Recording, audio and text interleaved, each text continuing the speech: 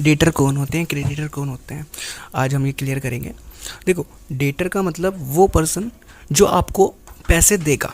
For example कि आप suppose करिए आपकी एक शॉप है और मिस्टर ए आपके पास आते हैं और कहते हैं कि भाई साहब आप मुझे ना ये प्रोडक्ट दे दो, लेकिन इसके पेमेंट जो है ना मैं आपको एक हफ्ते बाद कर दूंगा या महीने भर में कर दूंगा। ठीक है, तो आप ऐसा करते हैं, और जब आप ऐसा करते हैं तो आपने कहीं ना कहीं उस बंदे को उधार बेचा है ना। अब वो फ्यूचर में आपको पेमेंट करेगा, तो जब तक वो आपको पेमेंट नहीं कर देता, जो मिस्टर ए थे वो आपको पेमेंट नहीं कर देते, तब तक वो आपके डेटर कहलाते हैं। अब सिमिलरली एक चीज़ समझते हैं कि क्रेडिटर कौन होते हैं।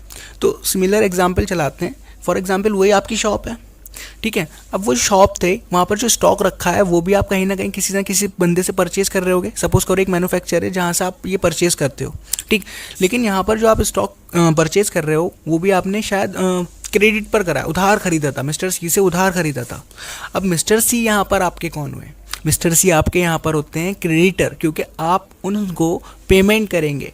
सिंपल सी बात अगर समझें तो जो बंदा अगर हमसे उधार खरीदता है तो वो हमारा डेटर है, और अगर हम किसी से उधार खरीदते हैं तो वो हमारे क्रेडिटर कहलाते हैं।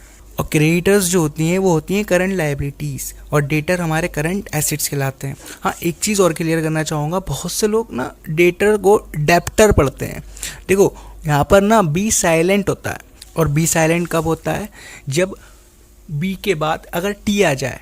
मैंने कहा बी के बाद जब टी आ जाए तो बी को साइलेंट होना पड़ता है। ये इंग्लिश का रूल है, यहाँ मैं कुछ नहीं कह सकता, लेकिन फ़िलहाल ये ध्यान रखना, यहाँ पे डेप्टर नहीं डेटर आप बोलेंगे। Thank you.